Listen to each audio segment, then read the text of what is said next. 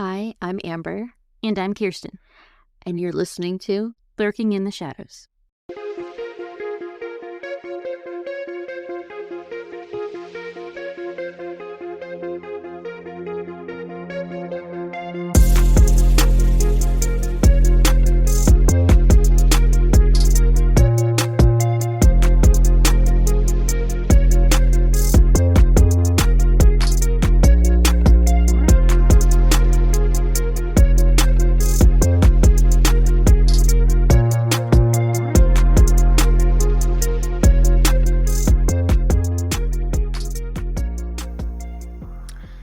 Welcome to True Crime in a Dime where we tell you a chilling story. in 10 minutes time. This is True Crime in a Dime, Chapter 2. So we're going to be sharing 4 more new cases with you. And just a little reminder, these are just small cases that aren't enough to fill an entire episode, but still should be told, and some of them are quite interesting. So, Yes. And like we said before, if you have any feedback on this, please let us know. Please rate, share, and comment on our podcast, wherever you're listening, because it's how we get our name out there. And we just want to hear some feedback. Are you liking True Crime in a Dime? yeah, we would appreciate it. Alrighty. So my first case is Gregory Johnson. I'm going to give a little trigger warning because suicide is discussed in this case. This case could go either way. Kind of in the middle of, I don't really know what happened. So Gregory Johnson, he was a 20-year-old junior kinesiology major at San Jose State University. He was found dead on November 22nd, 2008 in the San Jose University Sigma Chi fraternity house where he lived in San Jose, California. He was the only black member of the fraternity at this time. He was found by members of the fraternity in the basement around 2:45 p.m. hanging from a water pipe in a sitting position with his legs out in front of him. And he was hanging by a heavy-duty extension cord tied around his neck. Gregory is 6'2" and weighed 185 pounds of muscle. The distance between the basement floor and the water pipe from which he was found allegedly hanging from measured 5 feet 10 inches. So how did he strangle? Yeah, unless he was put up there. He's taller than the distance he's hanging from. Yeah. But I was thinking in my head, if somebody strung him up there, Mm-hmm. that would be the only way. Yeah, you know. Because I feel like in any type of like strangling situation, your initial reaction is to react. You know what I mean? That's why I'm thinking in my head that this guy must have been passed out and strung up there. Yeah. If they can actually say in an autopsy that he strangled there, like he was strangled to death, somebody had to have put him there. Mm-hmm. The fraternity brother that found him said that Johnson's knees were bent and he was almost resting on the floor. This fraternity brother unwound the ligature cord and placed Johnson in a nearby chair. Paramedics pronounced him dead upon arrival. Gregory's mother, Denise Johnson, was not notified of his death until several hours later. Students, grief counselors, and university administration were notified of Gregory's death before Denise was ever notified. Wow. They were notified by Clear Lake, California police officers coming to their house. Denise mentioned feeling intimidated because one of the officers, like the way he was standing, he kept his hand on his gun his whole time. So they waited until the next morning to drive to San Jose because they feared for their safety. Yeah. Of note, they are African American. Okay. Yeah. When Denise Johnson arrived at the Sigma Chi fraternity house around 1:30 p.m. the next day on November 23rd, She noted the basement smelled like pine saw because somebody had already cleaned up the crime scene. Or a potential crime scene. Oh, someone was cleaning, huh? Mm-hmm. The next day. Yeah. Yeah, that's the first thought in your head, when potential crime has happened. Yep, let's clean up. Mm-hmm. Yep. Apparently, one of the fraternity brothers lied to the evidence collector by telling them that a cell phone at the scene did not belong to Gregory, even though it did. Oh. Oh, that's a big lie. Gregory's sister-in-law recognized the phone, and frat members acknowledged that the phone belonged to Gregory, and they handed it over to her. When she went through the phone later that night, she found that all of Gregory's pictures had been deleted, and somebody had attempted to call his voicemail at 8:30 p.m. on November 22nd, several hours after he was allegedly found dead, because he was found around like 2:45 p.m.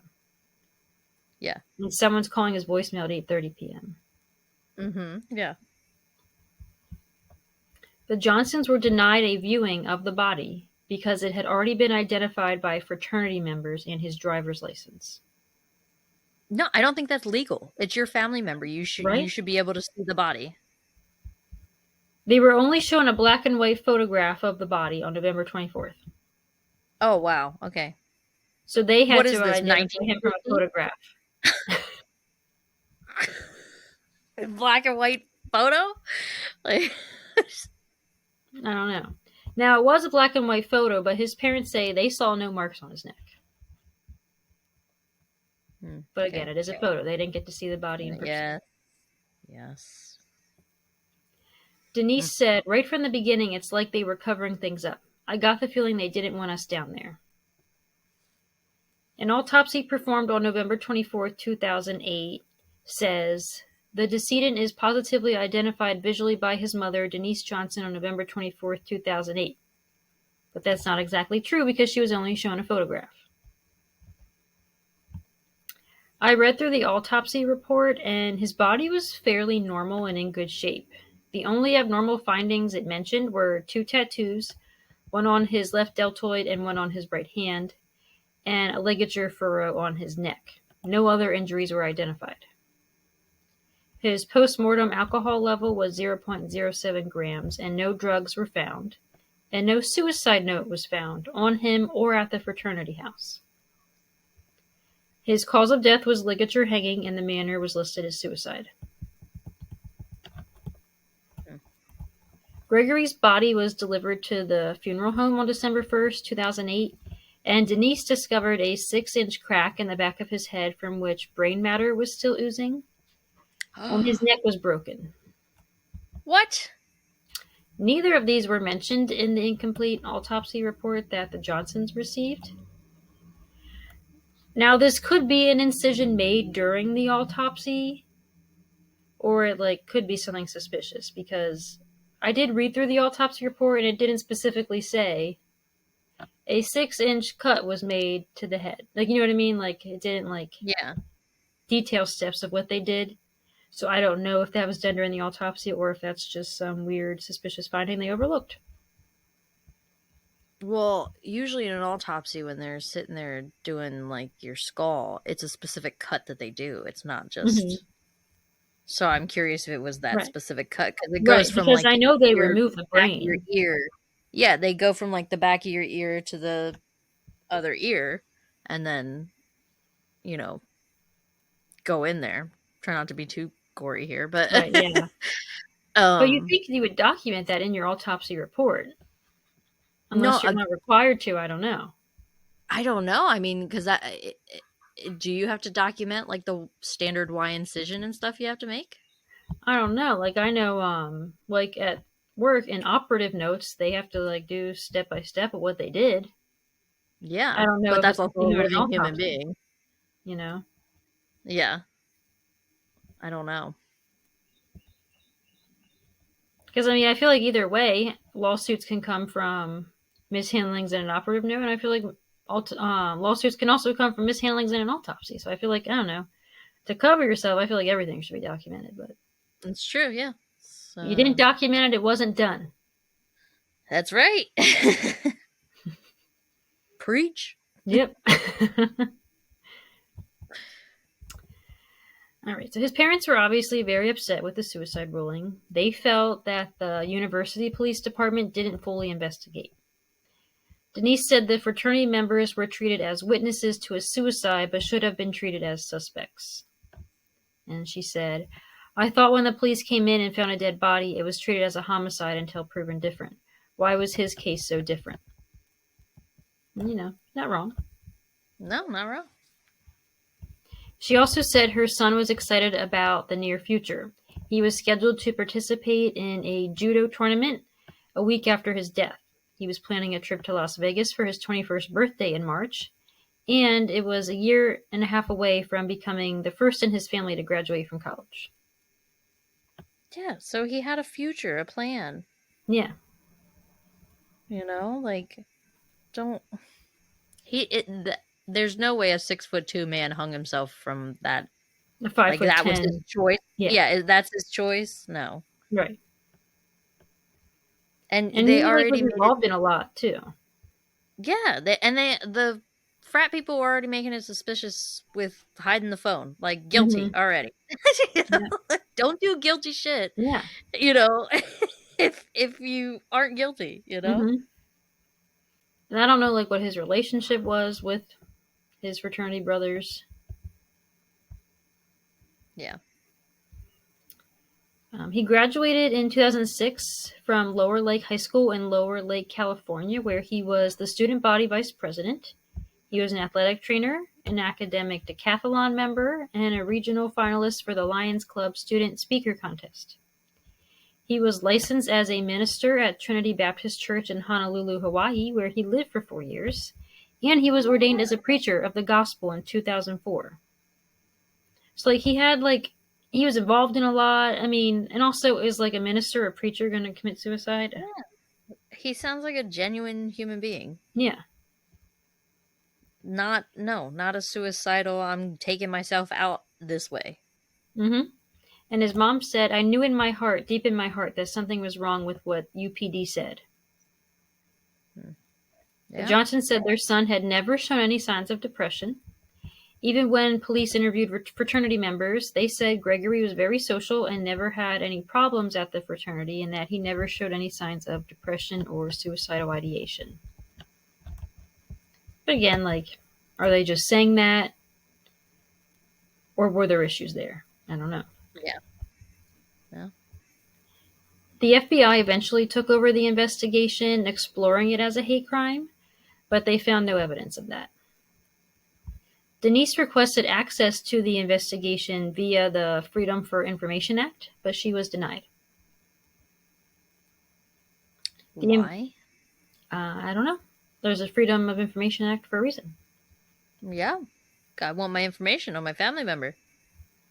The investigation results were allegedly withheld due to matters of national security. Excuse me? When is a college student hanging themselves in the basement a matter of national security? That's a great question.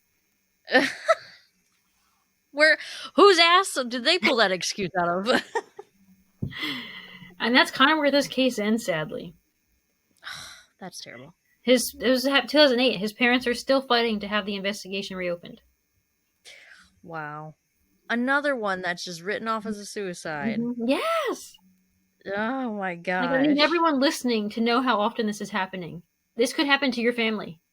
Like, This could happen to anybody. This mishandling. People would just be getting away with murder more than you think, I guess. Yeah. Which is scary. It is. His parents created Justice for Gregory Johnson Facebook and Instagram pages, and they have a website called WhoKilledGregoryJohnsonJr.com where you can sign the petition to help get his case reopened. So we will post that link. Please go sign it. Yes, please. So even if they find some cold hard evidence, it's lagging. So like you'll say something and then I don't hear anything. I know. Go ahead. What were you going to say?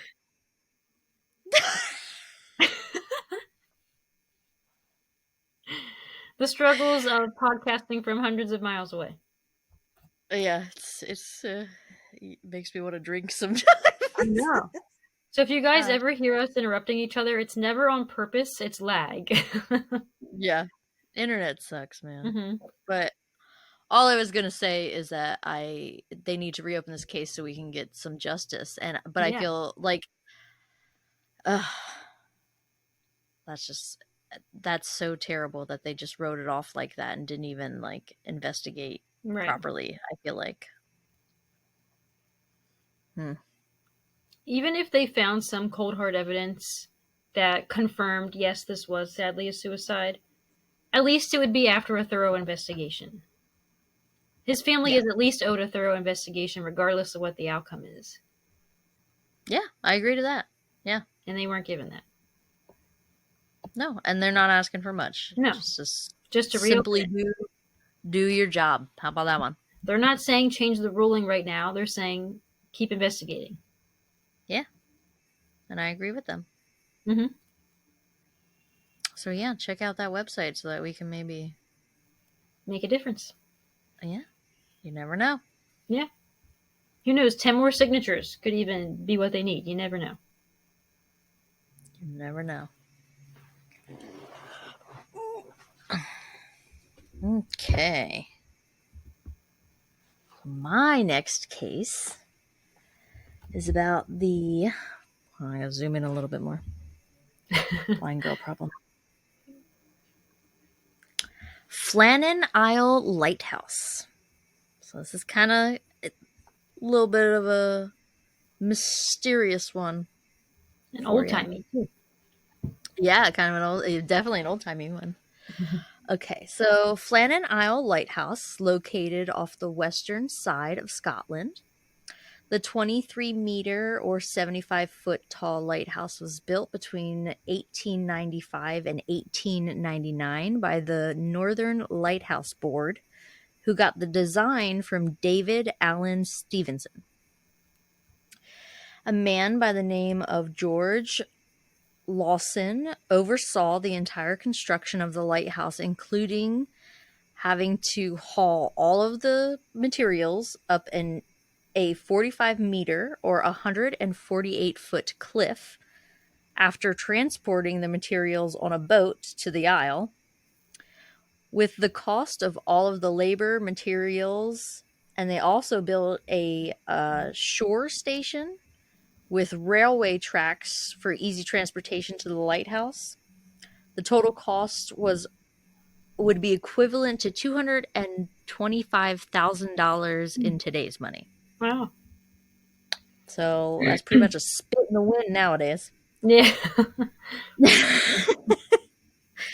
The first day the lighthouse was ever lit was on December 7th, 1899. The railway tracks were mainly used as a steam engine to transport supplies to the lighthouse. In an average, throughout the year, that's how they would like get their supplies. And also they would go through about 20 barrels of paraffin to keep the light going in the lighthouse. So that was something they had to make sure they had on hand too. In 1925, Flannan became the first Scottish lighthouse to receive communication from the shore by wireless telegraphy. In 1960s, they upgraded the railway system, removing the tracks and leaving the concrete foundation. And then they started using a 3-wheeled off-road vehicle that was powered by a 400 cubic centimeter or 24 cubic inch 4-stroke engine built by Ames McLean. Then on September 28th, 1971, a reinforced helipad was constructed to make maintenance on the lighthouse a lot easier and also accessible during heavier weather, because before that they were just going by boat. Yeah. At this time, now the light is burning on acid. Hold on.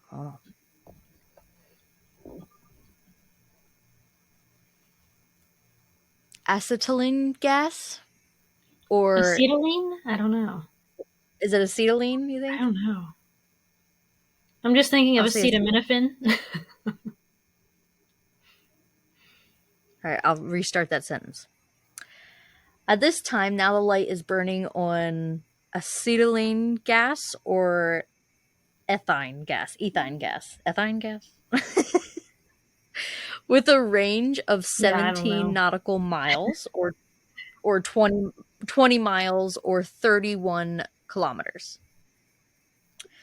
The shore station was converted into apartments around this time.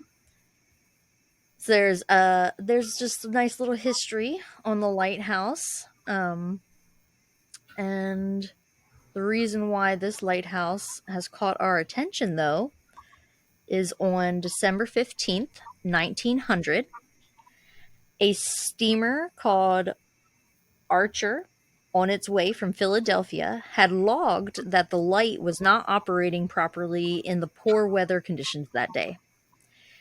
He didn't get to report this until December 18th to the Northern Lighthouse Board when he docked.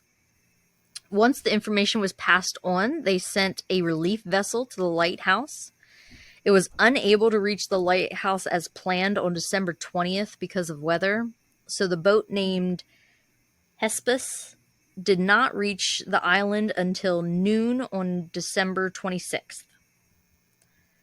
So there were 3 men who were supposed to be manning the lighthouse. Their names were James Ducat, Thomas Marshall, and Donald MacArthur.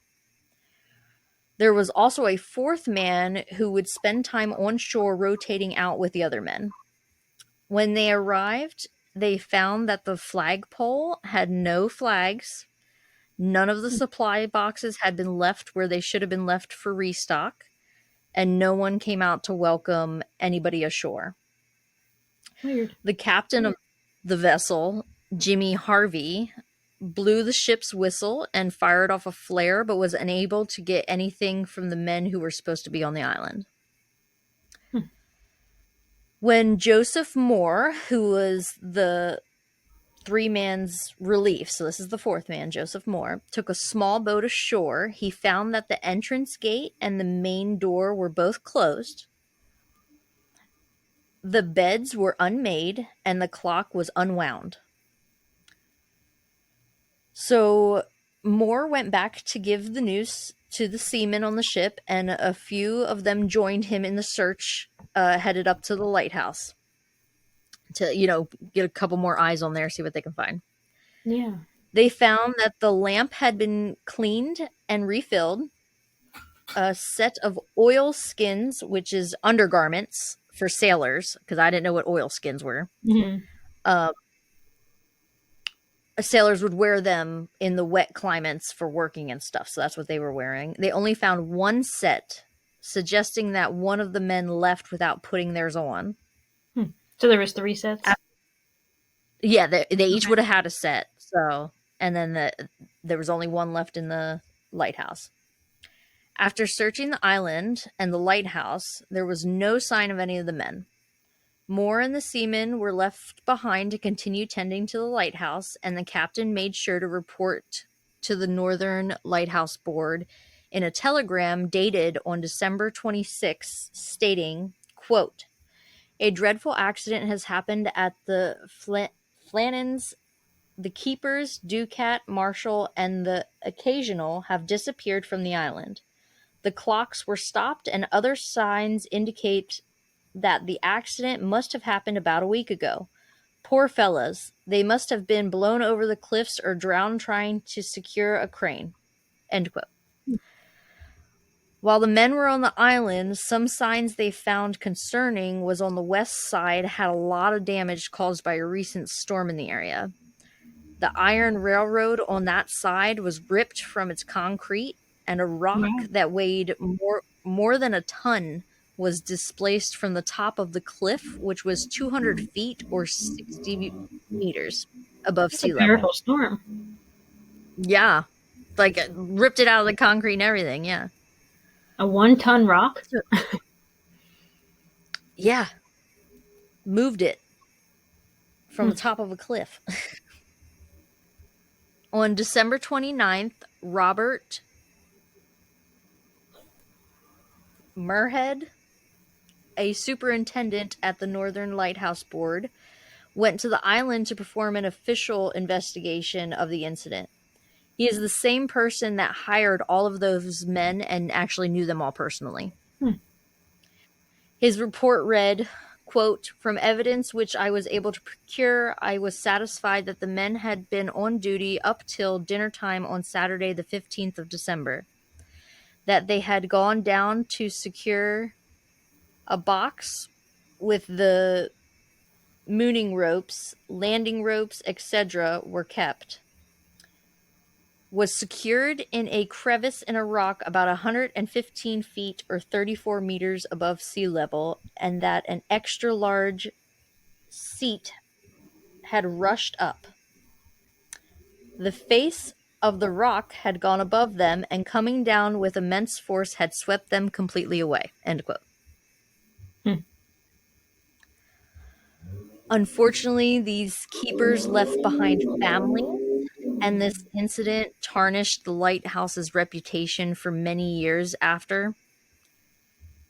There, of course, was a ton of rumors and theories that traveled around the town, from the men running away on a ship to spies coming to capture them, or even a serpent monster eating them. But in reality, the theory is that... Oh, yeah, right. It's true. It's the Isles. But the reality is with the theory is that two of the men went out to secure some equipment, and one of the men stayed behind, which was policy. But when he saw something, or for whatever reason he wanted to go help the other men, and they were all swept away to sea while they were out there during the storm. Yeah, I think that sounds probably most likely. Yeah. So. Oh, it's like, why wouldn't he have put that wetsuit on? But if it was like... I guess if it was emergent, you're just running. Yes. That's what I was thinking. If it was an emergency, he saw them really struggling and he just wanted to run out, and then an accident happened. It's sad, though. I mean, I don't think it's very likely they just ran away. They had families. Like, no, I think they were just working. All decide together. Let's run away and start a new life. Yeah, I think that was just some small town talk type thing. So, but yeah, just a little interesting history lesson, lighthouse case. Yeah. So, all right, my next case is Tracy Kroh. Tracy Kroh disappeared at the age of only 17 years old on August 5th, 1989. She stepped off her older sister's front porch and was never seen again. Wow. Yeah. Tracy Marie Kroh was born on April 9th, 1972, to Ivan and Ellen Kroh in Millersburg, Pennsylvania. Oh, okay. This is about 25 miles outside of Harrisburg, which is our capital. She was the baby of the family. Teachers described her as a shy and extremely responsible student. She attended Halifax High School, where she participated in the yearbook club, did artwork for the school newspaper, and was a member of the National Honor Society. She also had a boyfriend and her own car at this time. August 5th, 1989 was a Saturday. Tracy spent the day working on some errands and doing some projects. She wasn't able to find a job that summer, so much of her time was spent working on artwork for next year's school newspaper.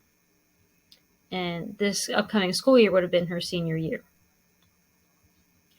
Later that evening, she hung out with friends at the gazebo in the Millersburg Square, which was a popular teenage hangout. She left her friends around 10 p.m. that night to head to her sister's house. Her sister was 20 years old, so just a little bit older than her, and she lived at Alex Acres Trailer Court, which was only about 7 miles away from the Millersburg Square on Route 147. But her sister and brother-in-law weren't home when she got there. After that, we don't know what happened. Wow. Yep. Nobody was home. So. The next morning, Tracy's mom, Ellen, realized she never came home the night before, but she wasn't too worried right away because Tracy would often spend the night at her older sister's house. Later that day, they called their oldest daughter, who told them Tracy wasn't there last night, so they immediately called the police. Later that evening on August 6th, Tracy's blue striped white 1971 Mercury Comet was located at the town square. Her belongings were not in the vehicle. Tracy's boyfriend's house was directly across the square, so police questioned him and his family, assuming after Tracy left her sister's house, she may have parked in the square to walk over to her boyfriend's house. But they all stated Tracy was never there that night. Okay. I guess rumors circulated for a long time about the boyfriend and his family being involved, but there has never been any evidence to show that they were, and they have been cooperative.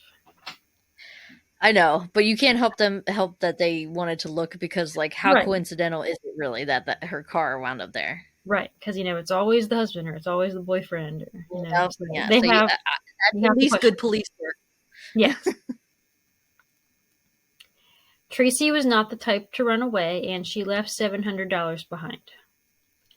The police had no evidence or suspects to follow up on, and her case went cold for about 4 years until December 1993, when Tracy's driver's license and National Honor Society card were found on the banks of the Waconsico Creek, about 10 miles south of Millersburg, off Rakers Mill Road in Washington Township.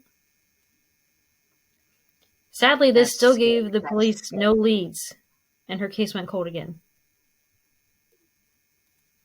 In 93. Mm-hmm. Wow. And she went missing in 89, and so it kind of makes you wonder, like, after 4 years, they were found on, like, a creek bed. Yeah. How far? I want to know how far that is from where her car was found. Right. And, like, I don't know what kind of shape they were in when they were found. Like, did it look like they were just recently placed there, or did it look like they've been there for 4 years? Yeah. Yeah, that's true, yeah. Because, like, you know what first theory came into my head is that somebody literally just nabbed her from the house and took her against her will. Nobody was home to see anything. It was a trailer park, so, like, sometimes some sketchy people live in those, depending what kind of, if it's not like an upkept trailer park, Yeah. There's bad apples anywhere. Yeah. But yeah, I wonder if, like, somebody was watching, knew she was home, saw a teenage girl come home and was like, and just capitalized on that, unfortunately, that situation of hers. Like, that's why I'm wondering if somebody was watching, to like get her right at that moment when nobody was home. And then, like, it's also really sad to think that it was well over 24 hours before anybody's like, oh, she's missing. Mm-hmm. And one other weird thing is, like, it was her sister's house. So, like, how did someone know she was going to show up there at that time? Because her sister didn't even know she was coming. That's true. Yeah. Unless there just happened to be some terrible person nearby that just happened to see her, and I don't know. But then did they get in her car? Because her car was driven away and found in the square. Also, we have no idea if she even went to her sister's and left there and then was taken somewhere else. What if she stopped somewhere? We have no idea. The only thing I wasn't clear on in my research was, how do we know she was at the trailer park? Yeah. My guess is that, like, maybe there was a neighbor that saw her or something. But I wasn't quite clear on how we know for sure she did go to the trailer park. And yeah. But somehow we have that information. So yeah. I'd be curious, like, did she leave alone? Because she could have left alone, and something could have happened to her past that. We have no idea where she went. Mm-hmm. And she was gone for 24 hours. We have no idea. Like, nobody had any idea where she was for how freaking long. Right. Or maybe she did drive herself back to the square and was in the process of walking over to her boyfriend's house and someone snatched her then. Yeah, because all her stuff was out, like out of the car. So she obviously took all of her stuff out of the car. Like she had intent to go somewhere and then something intervened. Yeah. But like, what are the odds? Like, that's so crazy. High possibility. Yeah, man. it is. Wrong place, wrong time. Yeah, because she didn't tell her sister she was showing up. So who's to say she was tell her boyfriend that she was going to show up? Right. Yeah. She might have just been stopping by unexpectedly. Yeah. She really could have. In 2016, the PA State Police obtained a warrant to search the property of a man named Matthew Webster after receiving an anonymous tip. Webster knew Ivan Kroh, which is Tracy's dad, and his property was allegedly a party spot back in the 1980s. His property was just a quarter-mile away from the Alex Acres trailer court, which is where her sister lived. Yeah. Cadaver dogs found nothing, and police searched the property several more times throughout 2016. She's not there. She's in the river. In 2018, a woman named Holly Mallett reported to the PA State Police that Matthew Webster came to her house to hang out one night during one of their searches of his property and admitted to being involved in Tracy's disappearance. After a few beers, Webster allegedly confessed to her that he and some of his buddies saw Tracy that night. And this is like a quote of what he apparently said to her. It was supposed to just be a rape and then done, but it turned out to be a lot more than that. Just a rape. God. Oh, men are disgusting. Police wiretapped Webster's phone and recorded a conversation in which Mallett was asking for forgiveness for snitching on him. And then the two discuss how they're going to handle Holly's confession to police. Wow. They agreed that it would be best to say that Holly wasn't mentally capable of rational thought. Okay, wow. Again, another situation where two idiots just happen to find each other. Yep, two idiots, man. Just committing crimes, man. So that's the plot these two morons are coming up with. Let's say you were mentally capable of rational thought when you confessed that to police. That's the best they could come up with, I guess. Yeah. Both of them were charged with perjury. In December 2019, Webster pleaded no contest to felony perjury and was sentenced to 4 to 6 months in prison. But he was given credit for time served and was released from custody immediately. Oh my God. Of course he was. Can you believe that?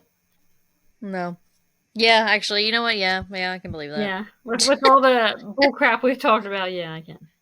I know, did you just see me deflate? I know. Yeah. Nothing new here. In July 2020, Mallett pleaded guilty to perjury. She was sentenced to 6 to 23 months in prison. Neither she nor Webster have been charged in connection with Tracy's actual disappearance, only with lying to their testimony about it. Okay. In May of 2020, they have nothing. Right, they don't. Other than she just came forward one day and was like, "Hey, this is what he told me." Right. Yeah, this is what he told me over a few beers. I mean, they both seem like they're not good people, but we don't have proof. Yeah, I'm not saying that they're innocent, but you know, it's also doesn't scream guilty either, you know. Right, yeah. In May of 2022, an 89-year-old man named Mark Eugene Werfel was publicly named as a suspect. He would have been about 56 in 1989 when Tracy disappeared. Police have searched his property for evidence in her case at least twice. He is also a suspect in the death of his wife and several sexual assaults on women. Oh. Okay, yeah, that simple sentence took him a little further up on my list. Sure did. He is also the biological father of Tracy's younger sister. Wow, what a small world. Yep. So that makes him a very good-looking suspect. Because disappearances are often from someone you know. Yes. I think there's a statistic on that, like a percentage, and it's very high. Yeah. He was named as a suspect in Tracy's case at a competency hearing as he is awaiting trial on unrelated burglary charges. At the hearing, the judge determined he was not competent to stand trial and the situation would not improve because he has dementia.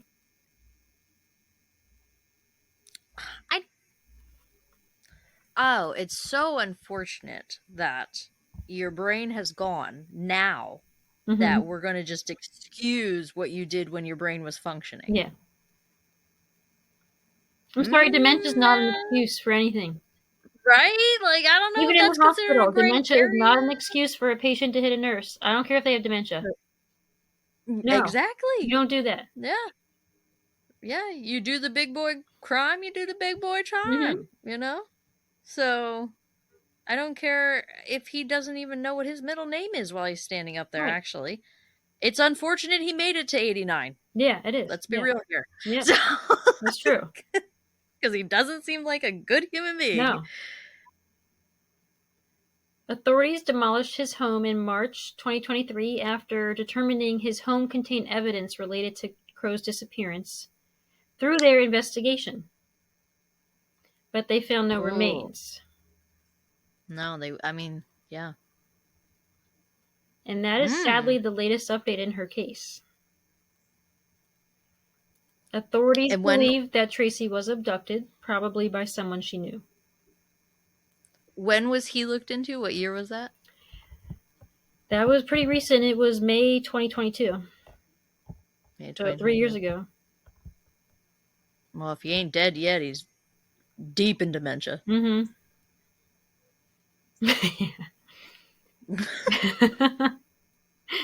not funny, but it's fun.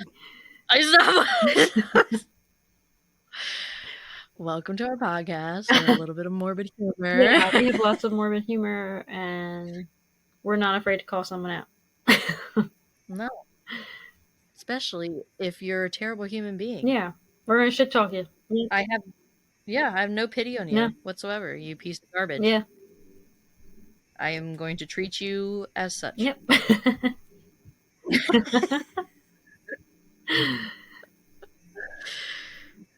Well, I don't know what to think about that one because, like, nothing screams guilty of this case. He's guilty of other things. Right. And there are some things that kind of point in his direction, but nothing can, definitively say it was him. So. Right, I know.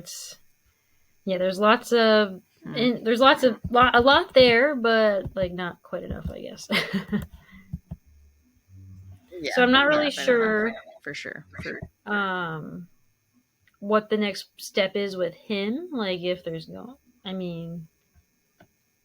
because they made it sound like he's not fit to stand trial. Ever, yeah. So they're not gonna. No, if the judge said that, they're not gonna do anything to him. They're just gonna let him die. That's it. Right. They're not gonna try and retry him for something else. Right. So. Unfortunately, that seems if he's guilty of it, this is where it ends, which is really shitty to think. He is the one that did it. It is. Tracy's family just because it took 30 years or whatever to get caught, that oops, now you're too old. Yeah. So let's just forget about it. That's a terrible attitude to have. It is. Like, who cares if he has dementia? He needs to serve time. For whatever little bit of time he has left. Yeah. You shouldn't be given special treatment just because you have dementia. No.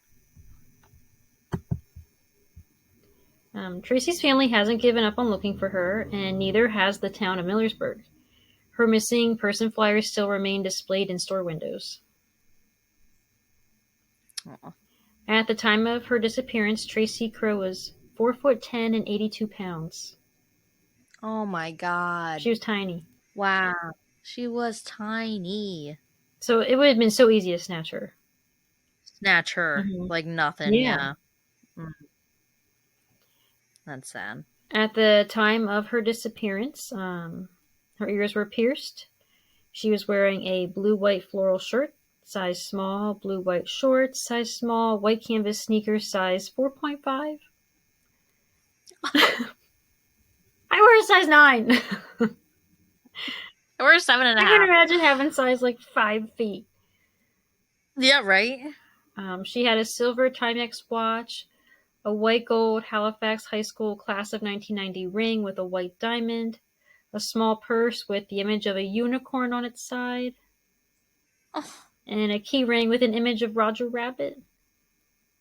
She was just a kid. Yeah. 17. A little girl. Yeah. And she was so cute when you see a picture of her. Oh, poor thing. If you or anyone you know has any information on the whereabouts or disappearance of Tracy Kroh, please call the PA State Police at 717-362-8700. So my next case, this one, these are pretty interesting because this one's kind of weird too. Robert Elmer Kleason. And let me tell you, when I was typing this up, the amount of times I was voice texting and it kept putting Gleason and I had to go back and correct. So I had to go back and read through this thing 10 times because I'm like, I better not say Gleason during this whole entire thing. So here we go. Robert was born September 20th, 1934, to a mentally ill father and his wife. Robert grew up in a household where guns and hunting were a big passion. When Kleason was 16 years old, while out hunting, he had stepped on a nail. So his mother took him to the hospital. While Kleason was waiting for the doctor, he became so impatient and angry that he hit his mother and got a gun from the car and returned to the emergency room, opening fire. Because he was Luckily, impatient. No one was hurt. Yep. Okay. Luckily, no one was hurt by Kleason, and he was sent to a psychiatric facility for around 2 years. And in 1970, Kleason gained a sociology degree in college, but that's a very small positive thing he has done. Okay, so don't read into that too much. Because the next year, he shot Dennis Dubois in the foot while they were fighting.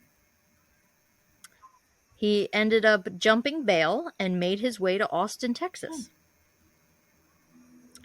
Kleason was Gucci.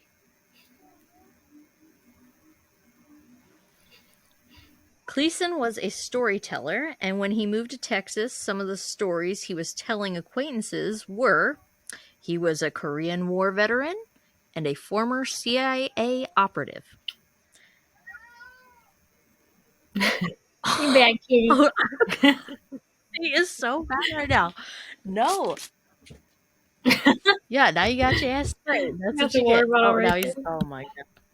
Yeah, I'm armed and loaded. It's literally hanging on my... because they're rotten. It's so funny. I just like pull my gun out. Pew pew. You're like the guy in the story. I'm kidding. Yeah, see, he just pulled his gun, just impatient, son of a bitch.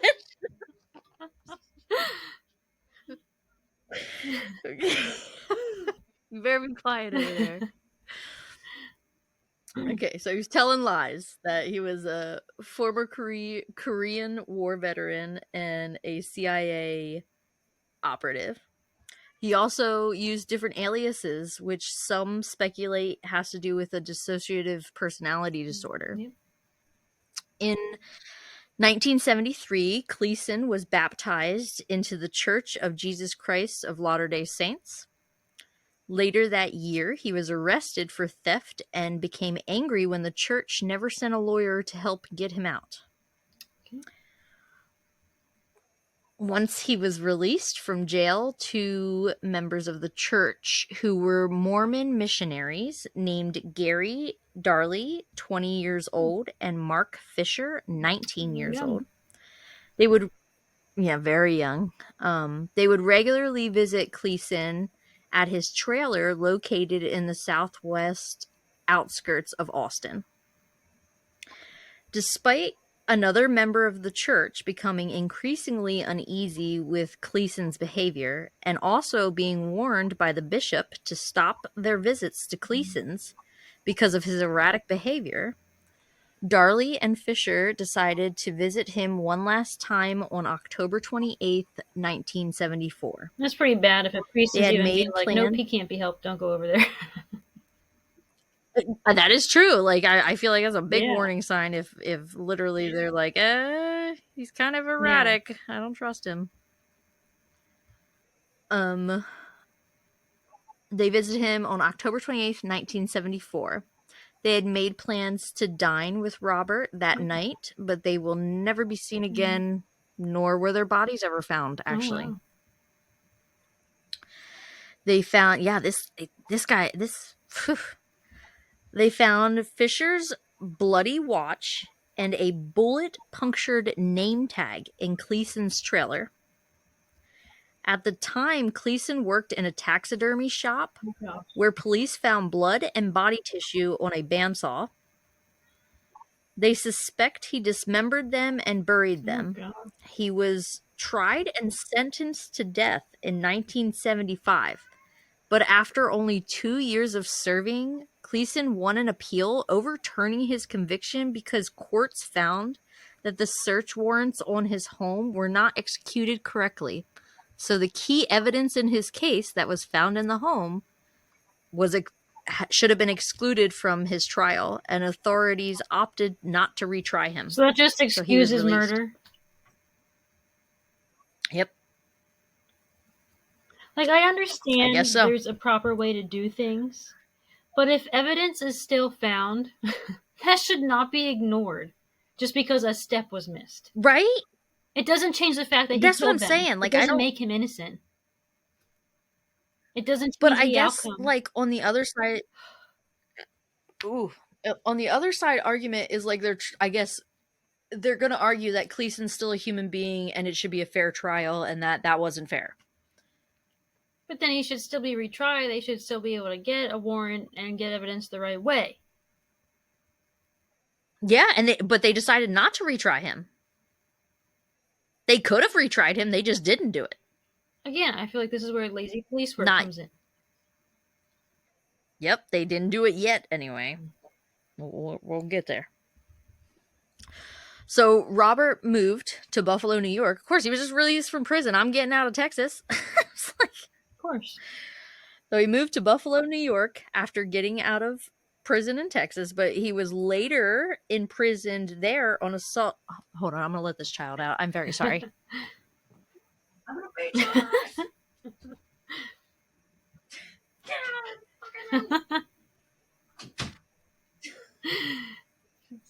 In 5 minutes, he's going to be clawing to come back in.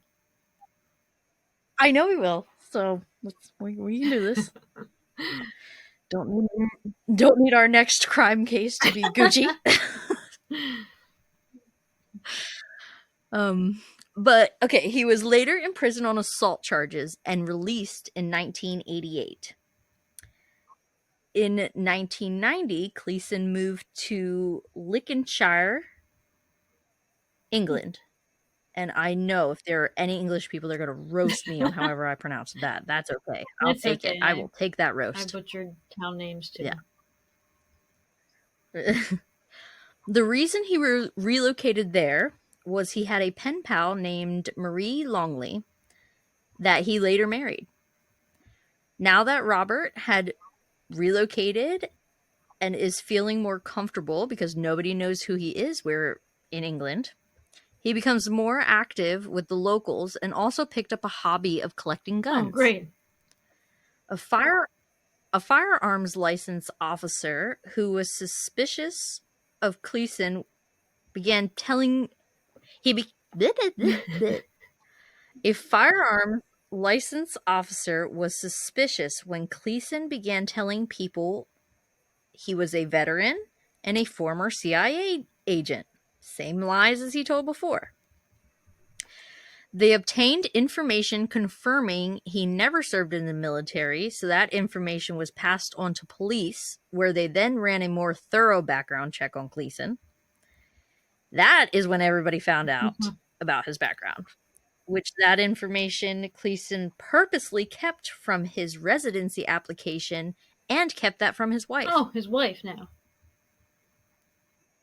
Yeah, but he never told her. They also found him in possession of illegal firearms and munitions, so he was given a 3-year prison sentence in 2000 in England.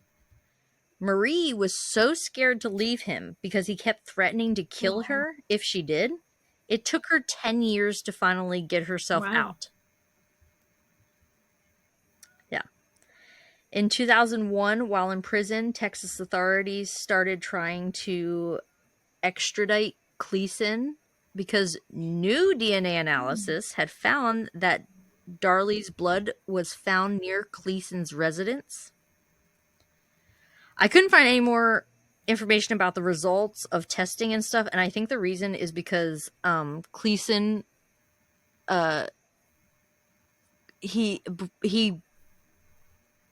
trial was never held then. Oh, okay. And I think that's why I was unable to find any of that. So I think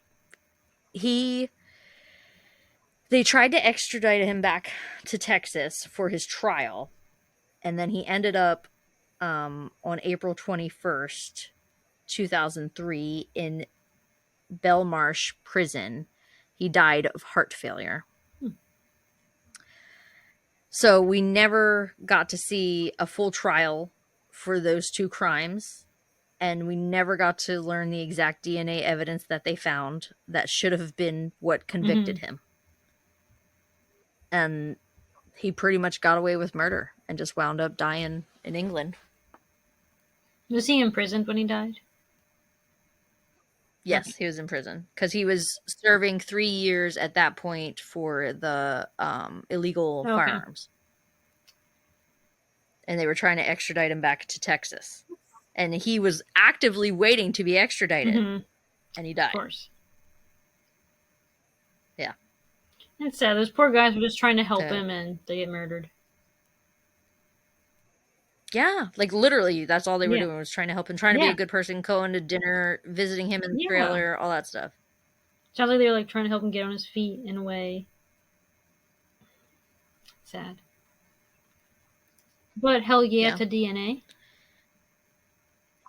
Yeah, new DNA analysis. I know he did it. He did that.